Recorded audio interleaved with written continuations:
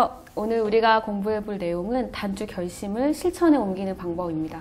제가 얼마 전에 들은 얘기는 세상에서 가장 긴 거리가 머리에서 가슴까지의 거리라고 해요. 그만큼 머리로 생각하고 결심하기는 쉽지만 이걸 마음으로 느끼고 실천하기가 어렵다는 뜻이 아닌가 하는 생각이 듭니다.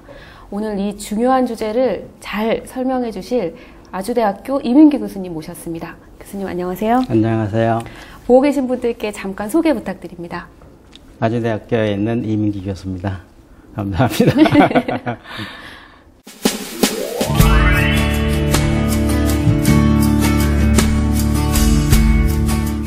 교수님께서 주로 쓰신 책들을 보니까 끌리는 사람은 1%가 다르다. 1%만 바꿔도 인생이 달라진다.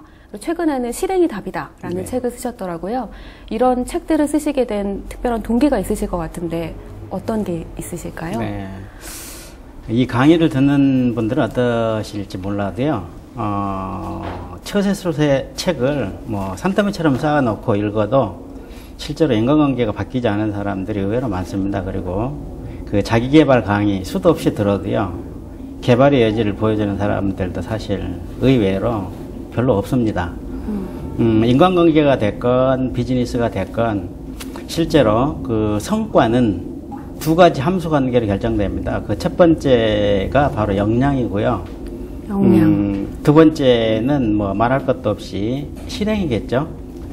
인간관계, 그러니까 자녀와 관계에서 우리가 아이들에 대한 사랑이 아무리 가득하더라도 예를 든다 점수로 매겨보자. 그럼 100점 만점에 100점이라고 할지라도 아이들을 생각하는 마음이요. 네. 실제로 그 아이들에게 그 사랑하는 마음을 제대로 표현하지 않는다면, 예를 든다면 아빠 말이야, 네가 이 세상에서 가장 좋아, 또는 우리 딸이 아빠 딸이라는 게 얼마나 좋은지 몰라, 이런 표현을 한 번도 안 한단 말이에요. 그리고 대신 너 이렇게 공부를 못해, 도대체 뭐가 부족해서 전생에 무슨 죄를 지었길래, 이런 표현만 한다면 실행은 실제로 0점이 되겠죠. 그러니까 100점 곱하기 0점 하면 아이들과의 관계는 엉망이 돼버린다는 거죠. 비즈니스도 마찬가지겠죠. 또 술을 끊는 것도 마찬가지 아닐까요?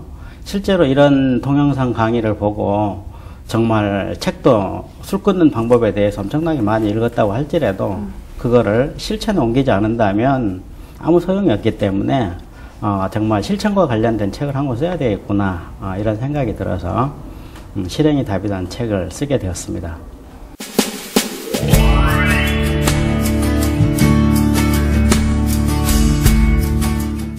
교수님 말씀을 듣고 보니까 어떤 사람들은 0점의 실행력을 가져서 곱하기 0을 해서 0이 되고, 어떤 사람들은 100의 실행력을 가져서 곱하기 100 하면 그 이상 성과를 내는 분들도 있을 것 같은데요.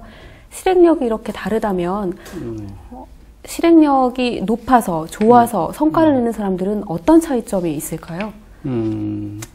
실제로 그 세상의 모든 어려운 문제는 반드시 누군가에게는 쉽죠. 그러니까 예를 든다면 컴퓨터를 고치는 것도 그렇고, 또 연애하는 것도 그렇고, 공부하는 것도 그렇고, 아이들 키우는 것도 그렇고, 그 쉬운 사람들을 유심히 관찰하면 한 가지 공통점이 있습니다. 일을 쉽게 해내는 지렛대가 있다는 거죠. 지렛대요? 네. 지렛대라는 건 뭘까요? 그러니까 아주 작은 힘을 가해서 큰 일을 하도록 만드는 모든 수단과 방법과 도구, 이런 걸 지렛대라고 이야기하죠. 술을 끊는 것도 마찬가지가 아닐까요? 어떤 사람들은 정말 진땀을 흘리면서 수도 없이 시도를 하는데 실패하지만, 어떤 사람들은 술을 끊겠다고 결심하는 순간 칼로 무를 뚝 자르듯이 그때부터 술을 안 먹는 사람들도 있죠. 그들에게는 한 가지 공통점이 있다는 것이 저의 생각입니다. 쉽게 결심을 실천에 옮기는 그 실천 지렛대를 갖고 있다는 것입니다. 그래서 제 책에서는 이 실행과 관련된 20가지 정도의 지렛대를 소개하고 있습니다. 그런데 사실 이 20가지의 지렛대를 다 알 필요는 없죠. 한두 가지만 제대로 이용하더라도 얼마든지 여러 가지 영역에 활용할 수 있다는 것이 제 생각입니다.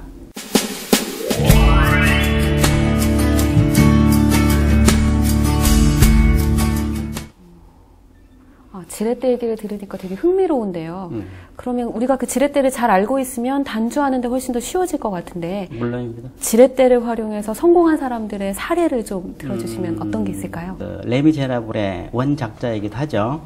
여러분들이 아시다시피 이 빅토르 유고는 오랫동안 방탕한 생활을 하느라고 글을 못 썼습니다. 내가 이러면 안 되는데 의지력을 발휘해서 자기 자신을 통제하려고 해도 불가능했어요. 어느 날 지렛대 하나를 찾아낸 겁니다. 하인을 데리고 글방에 간 거죠. 그리고 자기가 입고 있던 모든 옷을 속옷까지 벗어주면서 하인에게 명령했습니다. 절대로 해가 질 때까지 나에게 옷을 갖다 주지 말라. 빅토르 유고는 의지력을 발휘해서 상황을 통제하려고 하는 것이 아니라 상황의 힘을 인정하고 상황의 힘을 역이용해서 자기 자신을 글을 쓸 수밖에 없도록 가두는 거죠. 그래서 심리학에서는 이거를 가두리 기법, 인크로징 테크닉이라고 합니다. 가두리 기법. 네. 우리나라 이회 선생님도 똑같은 방법을 썼습니다. 잘 아시다시피 그분 지금 화천에 사시지만 오랫동안 춘천에 사셨죠? 춘천에 사실 때만 해도 노는 거에 바빠서 친구, 술, 담배를 너무 좋아해서 오랫동안 글을 못 썼어요. 그래서 생계가 막막해지니까 지렛대 하나를 찾아냈습니다. 고물상에서 감옥 철창을 구입한 거죠. 집에다 설치했어요. 그리고 열쇠를 부인에게 주면서 이 원고를 탈고할 때까지 절대로 문을 열어주지 마시오.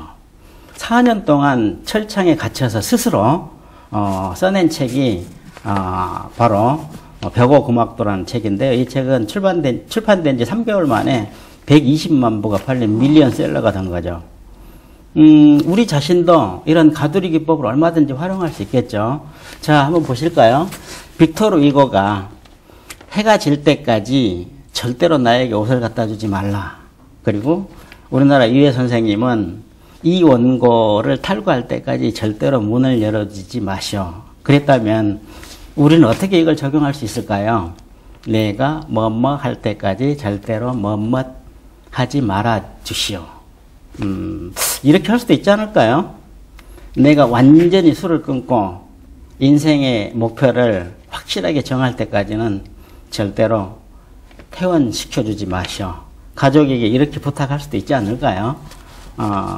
치료를 받기 위해서 입원하고 난 다음에도 언제 퇴원할 수 있을까 이런 생각만 하는 것보다도 그 상황을 역이용해서 우리가 의미 있는 일을 만들어낼 수도 있겠죠. 얼마든지. 성공하는 사람들에게는 모두 이런 공통점이 있습니다. 자기 자신을 통제할 수 있는 지렛대를 갖고 있다는 겁니다.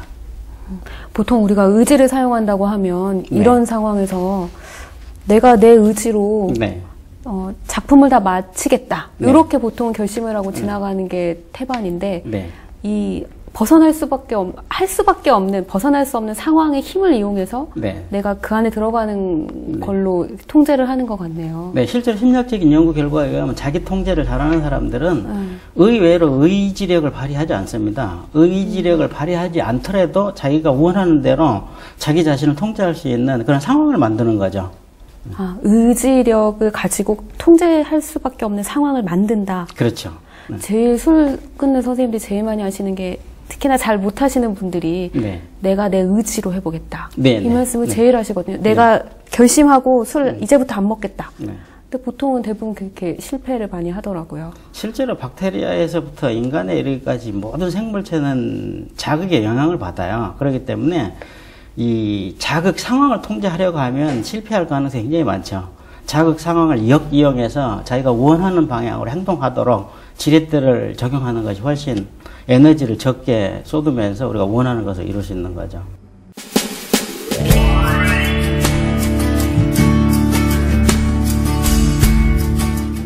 아까 예를 들어 주신 분들, 빅토르 위고나 이런 분들은 위대한 사람이잖아요. 그런데 사실은 단주하시려는 분들도 그렇고 저도 그렇고 굉장히 평범한 사람인데 평범한 사람이 결심을 번복하지 않기 위해서 쓸 수 있는 모두가 사용할 수 있는 지렛대 하나만 소개 부탁드립니다. 빅토르 위고나 우리나라 소설가 이회수 선생님을 사례로 들면 저분들하고 나는 다른데 이런 생각을 할 수도 있죠, 사실. 그래서 평범한 사람들도 사실 얼마든지 가두리 기법을 사용하듯이 다른 지렛대들을 활용할 수 있죠. 제 독자 중에 한 분은 화장품 외판을 하는 분인데요. 이분이 3년 전인가 저에게 메일 보내셨어요. 교수님, 저는 화장품 외판을 하는데 화장품을 잘 팔려면 피부 관리를 굉장히 잘해야 됩니다. 당연하겠죠. 그리고 몸매 관리를 잘하면 의외로 화장품이 잘 팔려요. 저는 화장품을 잘 팔기 위해서 피부 관리하는 거 그거는 어려운 일이 아닌데 몸매 관리가 지금 문제입니다. 10번 다이어트를 시도하면 10번 다 실패합니다. 그래서 제게는 살을 빼는 것이 죽는 것보다 더 어려운 것 같아요. 심리학자니까 좋은 아이디어 있으면 조언 좀 부탁드립니다. 그래서 제가 다음 날 바로 단메일을 보내드렸어요. 제가 지금부터 제안하는 이 방법도 사실 쉬운 건 아닙니다. 그런데 죽는 것보다는 약간 쉽습니다. 그랬더니 3개월 후에 이분이 메일을 정말 보내셨어요. 교수님, 메일을 받고요. 제 조언들에게 한 달 안에 2kg을 빼지 못하면 대신 점심 식사로 게 사료를 먹겠다고 공표했습니다. 그러면서 절대 간식이나 먹을 것을 권하지 말아달라고 부탁했습니다. 그러자 3개월 만에 무려 10kg이나 몸무게가 줄었습니다. 이 짧은 문장 속에 지렛대 하나가 숨겨져 있는데 여러분들 찾아내셨겠죠? 뭘까요? 바로 이겁니다. 체중을 빼지 못하면 점심 식사로 게 사료를 먹겠다고 공표했습니다. 이걸 심리학에서는 공개 선언의 지렛대라고 말합니다. 은밀하게 살 좀 빼야지 이런 분하고요. 내가 살을 못 빼면 여러분들이 보는 데서 도시락에다가 개밥을 싸와서 개밥을 먹을 것이 어느 쪽이 더 성공할 가능성이 많을까요? 게 사료를 먹겠다고 하는 쪽이 아무래도 그렇죠. 네. 난 지금부터 친절한 아빠가 돼야지 이런 아빠하고요. 은밀하게 생각하는 아빠하고 아빠가 오늘부터는 친절한 아빠가 되기로 결심했다. 그러니까 너네들 좀 도와줘야 되겠다. 아빠가 불친절한 면이 보이면 가차없이 이렇게 그럼 아빠는 다음날 새끼를 굶어버릴 거야. 어느 쪽이 더 성공 가능성이 높을까요? 역시 선언을 하고 새끼를 굽는 것까지 감수하겠다는 분이 네, 그렇죠. 성경에는 왼손이 하는 일을 오른손이 모르게 하라고 하죠. 다른 사람을 도와줄 때는 자기 자신도 모르게 도와주라는 얘기인데요. 사실 결심을 실천에 옮기려면 이렇게 하면 안 됩니다. 왼손이 하는 일을 온 세상이 알도록 공개 선언해야 되겠죠. 어쨌거나 이제 77 사이즈 옷을 66 사이즈로 입는 것이 제 목표입니다.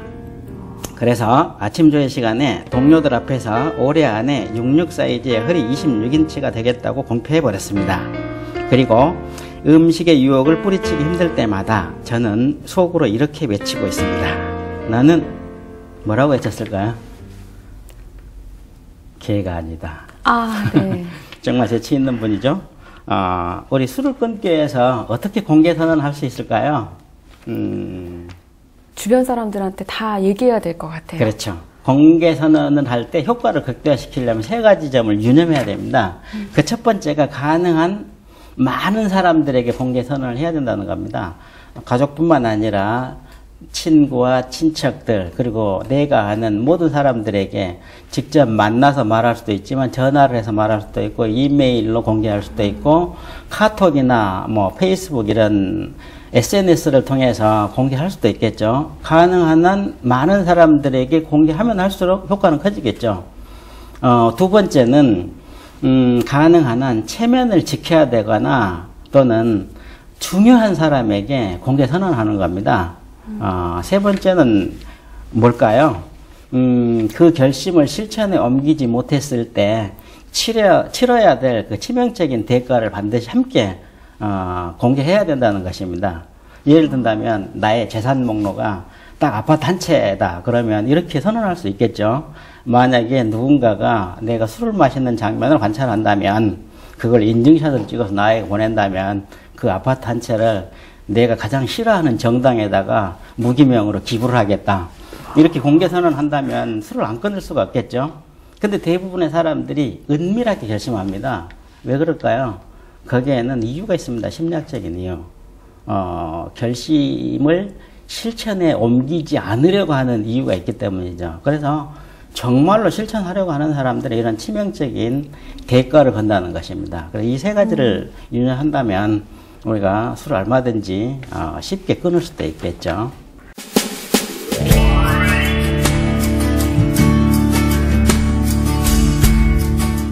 보시는 분들도 그렇고 술 끊는 게 좋다는 거 모르시는 분들은 분명히 없을 겁니다. 그런데 우리는 술을 끊기가 너무 힘든 것 같아요. 맞아요. 왜 그럴까요, 교수님? 술을 끊고 싶어 하죠, 다들. 그런데 술을 못 끊는 데는 나름대로 다 사연이 있습니다. 필리핀 속담에 이런 말이 있어요. 하기 싫은 사람에게는 핑계가 보이고 하고 싶은 사람에게는 방법이 보인다. 술을 끊겠다고 얘기하지만 술을 못 끊는 사람들은 5만 가지 핑계를 갖고 있습니다. 공부 참 좋은데 왜 학생들은 공부를 안 할까요? 저희 상담센터에는 아이들 그 공부 문제 때문에 찾아오는 부모님들이 많이 계세요. 선생님, 저희 아이는요, 게임 때문에 공부를 안 해요. 어떻게 하면 게임을 안 하게 할 수 있을까요? 이건 심리학적으로 틀린 생각이죠. 왜냐하면 게임 때문에 공부를 안 하는 것이 아니라 공부를 해야 될 이유를 아직 찾아내지 못했기 때문에 게임을 하는 거죠. 그래서 이화여대 최재천 교수 이렇게 강의에서 얘기한 적이 있습니다. 어느 날 공부를 해야 될 이유를 찾아내는 순간 누군가가 공부를 하지 말라고 하면 화가 나고 슬퍼지기까지 했다. 나도 공부하기 싫어서 환장했던 사람이다. 많은 사람들이 술을 아직도 못 끊는 이유가 무엇인지에 대해서 물어보면 5만 가지 이유를 대겠죠. 그러나 저는 딱 한 가지 이유가 있다고 생각합니다. 술을 정말로 끊어야 될 이유를 아직 찾아내지 못했기 때문이죠. 우리 머릿속에 영순위를 차지하고 있는 게 술이기 때문이죠. 항상 술 생각을 하기 때문에 술에서 벗어나지 못하는 거죠. 우리 머릿속에 영순위를 차지하고 있는 것이 정말로 술을 끊어야 될 이유가 아니기 때문이죠. 그래서 제대로 된 이유만 찾아낸다면 사실 술 끊는 거는 누워서 떡 먹기일 수도 있다는 얘기가 되는 거죠. 아직도 우리가 정말로 노력을 많이 하는데도 술을 끊지 못하고 있다면 그야말로 제대로 된 이유, 절박한 이유를 찾아내지 못했기 때문이죠. 이 성공한 사람들에게는 공통점이 있습니다. 그거를 할 수밖에 없는, 해야만 하는 이유를 찾아낸다는 거죠. 헨리 포드, 자동차 왕 헨리 포드 이렇게 얘기했습니다. 장애물이 눈에 띈다는 것은 목표에서 눈을 뗐기 때문이다. 정말로 중요한 이유, 술을 끊어야 되는 이유를 우리가 아직 찾아내지 못했기 때문에 술에 집착한다는 것이 저의 생각입니다. 그래서 저는 술을 끊으려면, 단주를 하려면 반드시 끊을 수밖에 없는 자기만의 이유를 만들어내야 된다고 생각합니다. 철학자 니체 그렇게 얘기했죠. 살아야 할 이유를 찾아낸 사람은 그 어떤 것도 견뎌낼 수 있다. 이걸 끌어와서 우리 단주하는 데 적용해 본다면 술을 끊어야만 하는 이유를 찾아내는 사람들은 그 어떤 상황에서도 유혹에 넘어가지 않을 수 있다. 뭐 이렇게 바꿀 수가 있겠죠. 환자분들을 보다 보면요. 네. 술을 못 끊는 이유는 진짜 절절할 때가 되게 많은데 네. 술 끊어야 되는 이유를 찾을 때는 그냥 건강을 위해서, 가족의 네. 행복을 위해서, 네. 건강한 노후 생활을 위해서 이렇게 네. 좀 와닿지 않고 절절하지 않을 때가 절박하지 많아요. 않다는 얘기죠. 네. 네. 이게 진짜 정말 중요한 거는 술을 끊어야 되는 정말 내 마음을 흔드는 네. 진실된 이유를 찾는 것, 네. 그것이 중요하다는 말씀입니다. 네.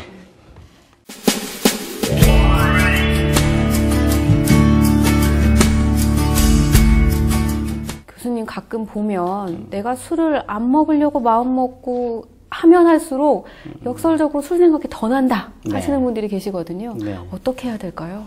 사실 뭐든 하지 말라고 하면 더 하고 싶은 게 인간의 심리죠. 선생님 지금부터 침을 삼키지 마세요. 네. 그럼 침을 삼키고 싶은 생각이 들겠죠. 지금 침이 고이는 것 같은데요.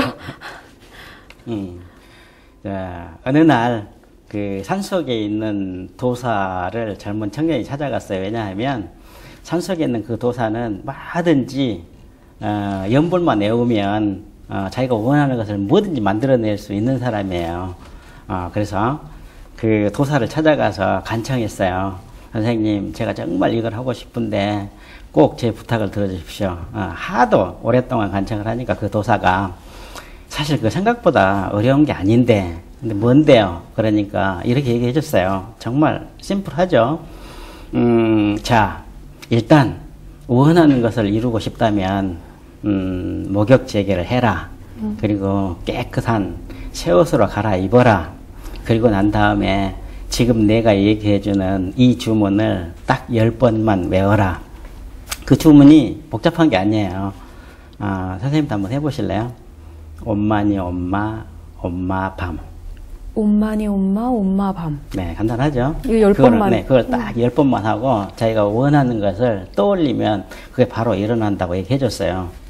그러니까 그 청년이 와, 그거 생각보다 어려운 게 아니네요. 그러면서 감사 인사를 할 겨를도 없이 산 아래로 내려가니까 그 도사가 불러 세웠어요.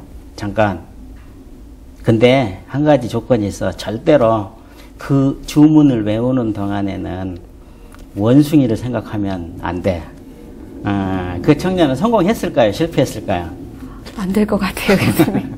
원숭이를 생각하지 말라고 하는 순간 원숭이가 떠오를 수밖에 없죠. 네. 이걸 심리학에서는 리바운드 이펙트, 반동 효과라고 이야기합니다. 제가 선생님에게 이 컵을 보여드리면서 선생님 지금부터는 이 컵을 생각하지 마세요. 그럼 생각 안 할 수가 없겠죠. 이 반동 효과를 없애려면 어떻게 해야 될까요? 선생님, 저기 카메라를 좀 보시죠. 그 순간 이 컵에 대한 생각은 없어지고 카메라에 대한 생각으로 돌아가는 거죠. 그래서 이 반동 효과를 줄이고, 다시 말하면 술을 먹지 말아야지 하는 순간부터 술을 먹고 싶은 생각이 들잖아요. 그러니까 술을 회피하라는 얘기가 아니라 술을 정말로 끊고 싶다면 그냥 단순하게 지금부터는 술을 먹지 말아야지 이렇게 생각하면 의외로 효과가 없다는 겁니다. 어떻게 해야 될까요? 그러면 그 술과 관련된 생각을 다른 생각으로 대체해 줘야 된다는 겁니다. 컵을 생각하지 마시오가 아니라 카메라를 보십시오와 마찬가지로 술을 대체할 수 있는 뭔가 다른 걸로 바꿔줘야 된다는 얘기죠. 술 생각 대신 왜 우리가 술에 대해서 집착하고 계속 술 생각만 하고 있을까요? 우리 머릿속에 가장 중요한 것이 술이라고 생각하기 때문이죠. 그러려면 이 대치의 원리에 의하면 어떻게 하면 좋을까요? 술 생각에서 벗어나서 다른 생각 쪽으로 하도록 해서 술을 끊도록 만들어 주려면 술보다 더 좋은 거? 네. 가치 있는 거? 더 가치 있는 것, 의미 있는 것을 생각하도록 만들어야 되겠죠? 제 독자 중에 이런 분이 계십니다. 선생님, 그동안 술 때문에 너무 많은 사람을 괴롭혔습니다. 제가 죽을 때 저 인간 죽으니까 속이 다 시원하다고 말할 사람들의 얼굴이 떠오릅니다. 그렇게 죽으면 안 될 것 같습니다. 저도 이제 인간답게 살다가 죽고 싶습니다. 그동안 술을 워낙 먹어서 오래 살지는 못할 것 같습니다. 이제 제 나이 40이니 많이 살아야 70 정도가 되지 않을까요? 그렇게 생각해보니 아직도 30년이나 남았네요. 선생님의 책에 나온 인생 로드맵 부분을 읽으면서 죽기 전에 꼭 이루고 싶은 꿈을 찾았습니다. 지금부터 알코올 중독증 환자들을 위해서 제 경험을 책으로 써서 다른 사람들이 저처럼 쓰레기 같은 인생을 살지 않도록 도와주고 싶습니다. 지금부터 10년 후에 책을 출판한다고 목표를 정하고 인생 로드맵을 그리고 나니까 지금까지와는 다른 세상이 보이기 시작합니다. 인터넷에서 알코올 중독에서 벗어난 사례들을 찾아보게 되고 금주 방법과 관련된 자료들을 찾아보게 됩니다. 어제는 알코올 중독에 걸렸다가 알코올 중독에서 벗어나는 법에 대한 책을 쓴 신부님에 대한 자료를 찾았습니다. 목표가 정해지니까 정말 많은 것이 달라지고 있습니다. 술에 대한 집착도 현저하게 줄었습니다. 이분은 술에 대한 집착을 뭘로 대체했죠? 아까 인생 로드맵 이런 네, 얘기를 네. 쓰신 것 같아요. 네. 그게 뭔가요, 교수님? 네, 인생 목표를 정한 거죠. 그래서 인생 목표, 정말 의미 있는 꿈을 만들어내고 나니까 술에 대한 의미가 줄어든 거죠. 그래서 이 강의를 듣고 계신 분들도 그냥 단지 지금부터는 술을 먹지 말아야 되겠다, 술을 끊어야 되겠다, 어떻게 하면 술을 끊을까 이렇게 생각하시기보다는 대체 원리에 의해서 정말 의미 있는 목표를 만들어 보는 것이 저는 중요하다고 생각합니다. 그러니까 각자가 나는 몇 살까지 살 수 있을까 생각을 해보는 겁니다. 첫째, 사실 뭐 60이 됐든 70이 됐든 100살이 됐든 그건 중요한 게 아닙니다. 언제까지 살지 우리 자신이 한번 생각해 보고요. 죽기 전에 꼭 하고 싶은 일 또는 꼭 이루고 싶은 꿈이 무엇인지 생각해 보는 것이죠. 그리고 그 꿈을 몇 살 때까지 이루고 싶은지 그 데드라인을 정하는 겁니다. 첫 번째 단계가.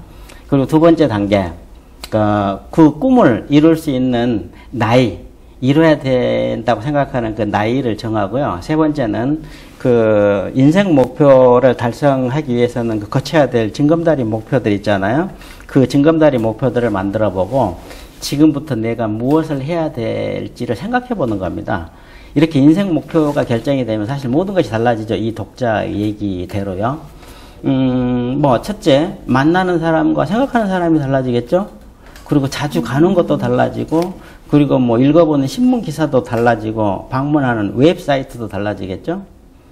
그래서 결론적으로 말씀을 드리면 술을 끊어야 되겠다는 생각만 하면 반동 효과가 생겨서 술에 대한 집착으로 갈 수가 있기 때문에 술보다 더 중요한 어떤 의미 있는 일을 찾아서 그것으로 대체해야지 효과적으로 술을 끊을 수 있다는 것이 저의 생각입니다.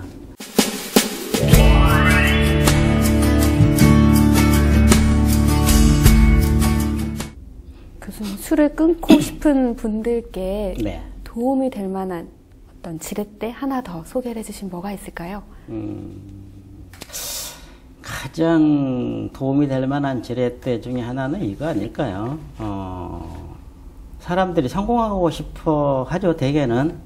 그런데 어떻게 해야지 성공할 수 있는지 잘 모르기 때문에 성공하지 못하는 것 같아요. 술 끊는 것도 정말 술을 끊고 싶어 하지만 어떻게 해야지 효과적으로 술을 끊는지 알 수 없기 때문에 정말 진땀을 빼면서 노력을 하지만 번번이 실패할 가능성이 많다는 것이 제 생각입니다. 그리스의 선박왕 오나시스 아시죠? 그 케네디 대통령의 부인 제클린하고 그 재혼하기도 하고 그랬던 네. 오나시스는 원래 부자가 아닙니다. 그 사람은 선창가에서 일을 하는 그 부두 노동자였어요. 그런데 내가 평생 동안 이렇게 살면 안 되겠다는 생각이 들어서 어느 날부터는 봉급을 받으면 부자들만이 입는 최고급 옷을 사 입고 부자들만이 가는 최고급 호텔의 레스토랑에 가봤어요. 그리고 매달 한 번씩 부자들이 어떻게 사는지 유심히 관찰한 겁니다. 그랬더니 몇 가지 결론을 내리게 돼요. 부자들은 표정도 다르고 선택하는 어휘도 다르고 만나는 사람도 다르고 자세도 다르다. 그래서 그분이 나중에는 이제 부자들처럼 실제로 행동하게 되고 그런 생각을 하게 되고 그런 자세를 갖게 되고 그러면서 그 그리스의 유명한 선박회사 사장을 한 명 만나게 됩니다. 그래서 부두 노동자에서 그 선박 사업을 하는 쪽으로 뛰어들기 시작해요. 그래서 결과적으로는 자기가 만나가지고 사업을 하도록 계기를 마련해 준 사람보다 훨씬 더 부자가 된 거죠. 이 일화에서 우리가 배울 수 있는 건 뭐냐면 성공하고 싶다면 가장 확실한 방법 중에 하나는 자기가 원하는 것을 성공하는 사람들을 하나 찾아내는 거죠. 그리고 그 사람이 아침에 일어날 때 어떤 생각으로 일어나고 몇 시에 출근하고 어떤 헤어스타일로 어떤 태도로 누구와 무슨 일을 하는지를 정말 면밀히 관찰하는 거죠. 그 사람하고 똑같은 생각을 하면서 똑같은 자세로 똑같은 태도로 똑같이 하루를 보낸다면 날마다 그렇게 보낸다면 훨씬 더 성공할 가능성이 높아지는 거죠. 우리 등산을 할 때 정상에 가려면 가장 효과적인 방법은 이미 정상에 올라가 있는 사람에게 길을 물어보는 거잖아요. 그러니까 술을 끊는 것도 마찬가지죠. 그런데 의외로 술을 끊고 싶다고 얘기하면서도 술 마시는 사람들하고 술을 끊지 못하는 사람들하고 어울린다는 겁니다. 학생들이 공부를 잘하고 싶어 하는데도요, 공부를 잘하는 친구를 만들어내려고 하는 것이 아니라 공부를 못하는 학생들하고 어울려요. 가난에서 벗어나고 싶다고 하면서도 가난한 주변에 있는 사람들하고만 주로 어울려요. 성공하고 싶으면 성공한 사람을 보고 배우면 된다. 이걸 심리학에서는 벤치마킹이라고 하죠. 그러니까 술을 성공적으로 끊고 싶다. 그러면 지금까지 술을 마시다가 술을 성공적으로 끊은 사람에게 그 노하우를 배우는 거죠. 가장 확실한 지렛대일 수도 있죠. 그래서 버틀런트 러셀은 그렇게 얘기하기도 했습니다. 우리가 뭔가 해낼 수 있다는 최고의 증거는 누군가가 그 일을 이미 해냈다는 사실을 확인하는 것이다. 그러니까 난 도저히 술을 끊을 수 없어 이런 생각이 든다면 확실하죠. 술을 도저히 끊을 수 없다고 생각했다가 나중에 끊은 사람을 만나보면 되잖아. 그리고 그 사람하고 똑같이 행동하면 되잖아. 벤치마킹 지렛대 정말 알고 보면 효과적이잖아요.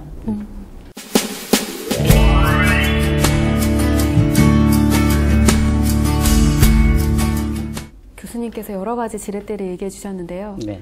자꾸 더 여쭤보고 싶어집니다. 네. 단주에 도움이 되는 지렛대 하나 더 부탁드릴게요.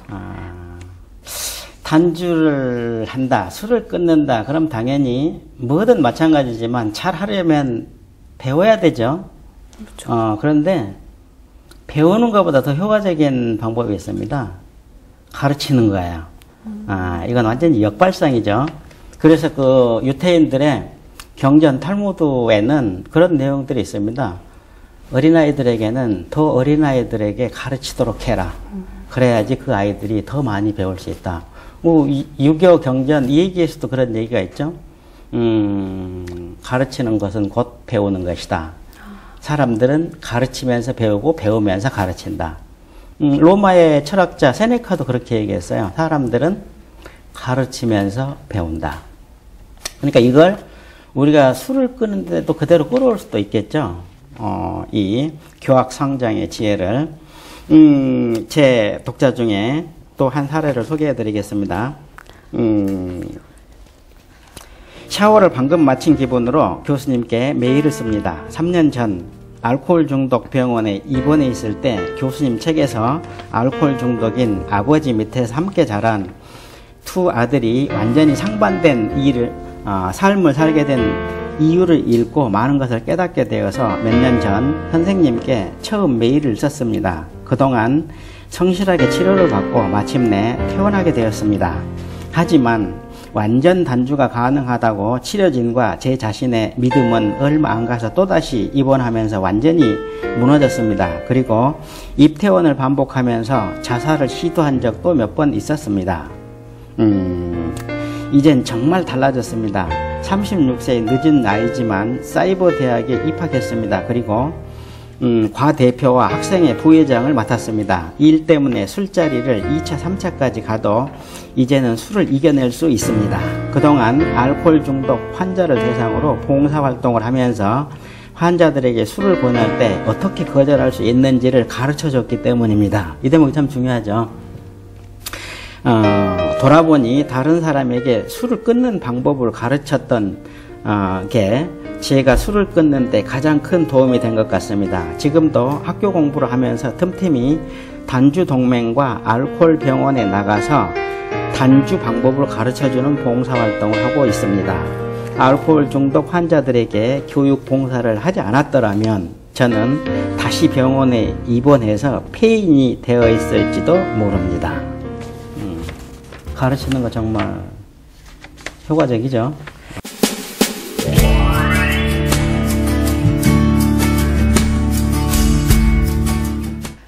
교수님 가끔 보면 네. 술을 안 먹으려고 애를 쓰다가 어느 순간 어떤 예상치 못한 사건으로 딱 한번 먹게 되면 이게 완전히 무너지시는 분들이 있거든요. 이거는 왜 이런 일이 생기게 되는 걸까요? 뭐 사실 술만 그러겠습니까? 모든 것이 그렇죠. 첫 번이 중요하지. 두 번, 세 번은 사실은 뭐 어렵지가 않죠. 우리가 과자 먹을 때도 그렇지 않습니까? 하나만 먹어야지 그래도 한 봉지 다 먹잖아요. 정말 사소한 일들, 일상에서 일어나는 작은 일들도 보면 한 가지를 딱 시작하게 되면 그냥 끝장을 보는 거죠. 가정폭력도 마찬가지입니다. 한 번 손을 대기 시작하면 두 번, 세 번 굉장히 쉬워지는 거죠. 심지어는 연쇄 살인사건도 마찬가지입니다. 그 연쇄살인을 저질러서 나중에 그 잡힌 범인들의 공통적인 말이 있습니다. 사람을 죽이는 것도 첫 번이 어렵지 두 번째, 세 번째는 생각보다 어렵지 않습니다. 정말 끔찍한 일입니다. 술도 마찬가지겠죠. 잘 참고 있다가 입에 딱 한 잔 대는 순간 와르르 무너지는 거죠. 이걸 심리학에서는 단주 이반 효과 또는 금욕 파괴 효과라고 합니다. 술과 관련해서는 단주라고 이야기할 수 있지만 술뿐만이 아니죠. 성적인 문제도 그렇고 담배도 그렇고 폭력도 그렇고 하지 말아야 된다고 생각하는 거죠. 금욕. 그런데 한 번 딱 무너지기 시작하면 완전히 그 다음부터는 이제 도저히 손을 쓸 수 없을 정도로 무너지는 그런 현상을 심리학에서는 단주 이반 효과라고 말합니다. 그러면 사실 근데 한 번 이렇게 무너졌으면 네. 다시 돌아오면 될 것 같은데 이게 맞아요. 왜 이렇게 어려울까요? 길을 잘못 들었으면 돌아 나오면 되잖아. 근데 왜 사람들은 잘못 들어선 길인 줄 알고도 계속 그 길로 가냐 이거죠. 거기에도 심리학적인 이유가 있습니다. 술 한 잔이 전혀 안 마실 때 딱 한 잔 마시는 거 한 잔 차이잖아요. 근데 한 잔 마시고 난 다음에 두 잔 마시면 그건 역시 한 잔 차이죠. 그런데 똑같은 한 잔 차이지만 심리학적으로는 완전히 다릅니다. 술을 단주했다가 술을 마시게 되면 카테고리가 난 술을 끊었던 사람에서 음주자로 바뀌어버리는 거죠. 그러니까 퀄리티 체인지가 일어나는 거죠. 질적으로 달라져 버리는 거죠. 근데 한 잔하고 두 잔은 질적인 차이가 아니라 그냥 단지 양적인 차이에 불과해요. 그렇기 때문에 무에서 유로 바뀌기 때문에 이 술 한 잔 먹어버리면 그 다음부터는 사실 한 잔을 먹거나 두 잔을 먹거나 심리적으로는 똑같다고 생각해요. 그러니까 잘 참다가 입에 딱 한 잔 되는 순간 사람들은 의식하지 못하지만 머릿속에서 이런 생각이 돌아가고 있는 거죠. 에라이 나도 몰라. 아니요? 어차피 마셨는데 그러면서 그냥 옛날에 못 마셨던 것까지 다 마셔버리는 거죠. 제 다이어트 하다가 치킨 먹을 때도 그러거든요. 네. 이게 시킬 때까지가 힘들지 한 번 시켜서 먹기 시작하면 이왕 이렇게 된 거 내일부터 하지 뭐 이러면서 하다 보면 이제 반 박스 먹고 한 박스 먹고 이렇게 되더라고요. 다이어트 하는 사람들도 바로 금욕 파괴 효과 때문이죠. 잘 참고 있다가 저녁에 어느 날 한 번 야식을 먹는 거예요. 라면으로. 그때부터는 그냥 뭐 어제 라면 먹었으니까 오늘 먹으나 어제 뭐 하나 먹으나 오늘 하나 더 먹으나 마찬가지지. 헬스도 마찬가지죠. 어느 날 감기에 걸려가지고 헬스에 빠지잖아요. 그럼 어제 빠졌으니까 뭐 오늘 빠지나 뭐 어제 한 번 빠지나 마찬가지니까 그러고 이제 헬스 그만두는 거죠. 모든 결심은 바로 이 금욕 파괴 효과에 의해서 재발돼요. 그러니까 금욕 파괴 효과를 방지하는 게 정말 중요한 과정이죠. 술을 끊는 과정에서. 그러면 이 단주를 하려는 이 분들께 네. 이 금욕 파괴 효과 혹은 아까 뭐라고 하셨죠? 단주 위반 효과. 단주 위반 효과. 네. 단주 위반 효과를 극복하기 위해서는 어떻게 하면 되나요? 단주 위반 효과를 극복하려면 일단 단주 위반 효과에서 빠져나온 사람들, 성공하는 사람들이죠. 유혹에 넘어가지 않은 사람들을 유심히 관찰할 필요가 있는데 그들에게는 한 가지 공통점이 있습니다. 뭐냐면 술을 마실 수밖에 없는 그런 상황들을 미리 예상한다는 겁니다.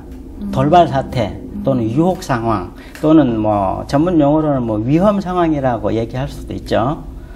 그 위험 상황을 미리 예측하고 그 위험 상황이 도래했을 때 어떤 식으로 대비할지 백업 플랜을 만들어내는 거죠. 컴퓨터 전문가들은 그 자료가 손상될 거에 대비해서 항상 백업 시스템을 만들어내잖아요. 성공하는 사람들도 마찬가지입니다.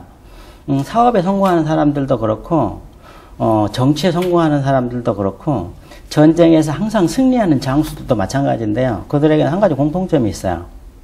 위험 상황을 미리 예측한다는 거죠. 그 심리학에서는 이걸 예측 지능이라고 말합니다.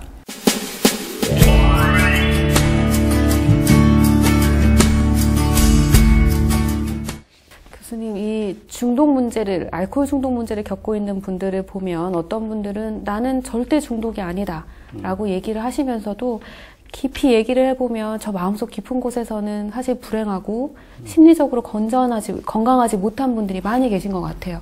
이런 분들한테 좀 도움이 될 수 있는 한 말씀 부탁드립니다. 알코올 중독에 걸려 있다고 하더라도 실제로 다른 사람들이 당신은 알코올 중독자야 이렇게 얘기하면 다들 인정하고 싶지 않죠. 근데 그거는 이제 의식적인 차원이고요. 그 내부에는 자기 자신도 모르게 구제불능이라고 스스로를 낙인 찍으면서 자포자기하는 사람들이 참 많습니다. 나는 회복 불가능한 알코올 중독자야 이런 생각을 하는 사람들이 많죠. 전 절대로 그렇게 생각하면 안 된다고 믿습니다. 왜냐하면 우울증 같은 경우도요, 이렇게 상담을 하다 보면 많은 사람들이 선생님 전 우울증이에요. 그래서요 정말 즐겁지가 않아요 사는 것이 이렇게 얘기하는데 전 틀렸다고 얘기합니다. 우울증이기 때문에 우울한 기분에서 벗어나지 못하는 것이 아니라 심리학적으로는 우울증이라고 스스로를 낙인 찍기 때문에 유쾌한 기분을 느끼지 못한다는 거죠. 자, 본인 자신이 알코올 중독자, 회복 불가능한 알코올 중독자라고 낙인을 찍는데 어떻게 알코올 중독에서 벗어날 수가 있겠습니까? 저는 이 세상 모든 사람들이 다 우리에게 알코올 중독자라고 할지라도 우리 자신은 절대로 그렇게 얘기하면 안 된다고 생각합니다. 왜냐하면 이 세상 누구도 생각 이상으로 높은 곳에 오를 수 있는 사람은 없어요. 더 높은 곳에 오르고 싶다면 우리 자신을 더 높은 곳에 데려다 놔야 된다는 거죠. 우리가 알코올 중독에서 벗어나고 싶다면 나는 알코올 중독을 이겨낼 수 있는 사람이라는 아이덴티티를 가져야 됩니다. 이걸 심리학에서는 자기 규정 효과라고 합니다. 내가 내 자신을 어떻게 규정하느냐에 따라서 우리의 생각과 태도와 행동이 완전히 달라지기 때문이죠. 실제로는요, 정말로 의식은 못하지만 우리 생각 속에 깊이 뿌리를 받고 우리의 모든 것을 통제하는 게 있습니다. 바로 그게 셀프 데피니션입니다. 내가 어떻게 이런 일을, 내 주제, 뭐 이런 생각들이죠. 만화 영화 치킨런 보셨는지 모르겠는데, 그 주인공이 암탉 진저잖아요. 그 진저가 그렇게 얘기하죠. 자, 우리 치킨런이라는 거 영어로 그대로 번역하면 뭐 양계장 탈출이죠. 닭들의 탈출. 자유를 찾아서 도망가자. 그러니까 닭들이 그 맛있는 사료나 먹으면서 알만 나면 되는데 이 도망가다 잡히면 통닭구이가 될 텐데 왜 도망가냐 그랬을 때 진저가 그렇게 얘기하잖아요. 당신들의 문제가 뭔지 아십니까? 양계장의 울타리가 아니라 당신들 머릿속에 쳐져 있는 울타리입니다. 사실 세상에 가장 끔찍한 덫은 바로 우리 자신이 친 덫입니다. 저는 알코올 중독에서 벗어나서 술을 끊으려면 반드시 자기 규정을 바꿔야 된다고 생각합니다. 우리 머릿속에 쳐져 있는 울타리를 걷어내고 수용소를 벗어나야 된다고 생각합니다. 우리가 알코올 중독에서 벗어날 수 있다면, 그리고 우리가 꿈을 이룰 수 있다면 저는 그건 반드시 또 누군가의 꿈이 될 수 있으리라고 생각합니다. 그래서 이 동영상 강의를 듣는 모든 분들이 반드시 꿈을 이루셔서 다른 분들에게 꿈을 이룰 수 있도록 도움을 주셨으면 좋겠습니다. 네, 지금까지 우리가 단주 결심을 실천으로 옮기는 방법에 대해서 공부해봤습니다. 지렛대를 알려주신 게 여러 개여서 이 중에 몇 가지만 효율적으로 사용을 하셔도 네. 실제로 실천으로 옮겨볼 수 있을 것 같습니다. 또 마지막으로 해주셨던 자기 규정의 원리에 대해서 또 생각이 문득 드는 것은 회복 불가능한 알코올 중독자가 아니라 상처 입은 치유자로서의 알코올 중독자였던 회복 중인 사람으로 스스로를 규정하시는 그런 여러분들이 되기를 또 소망합니다. 교수님 오늘 좋은 강의 정말 감사드립니다. 네, 감사합니다.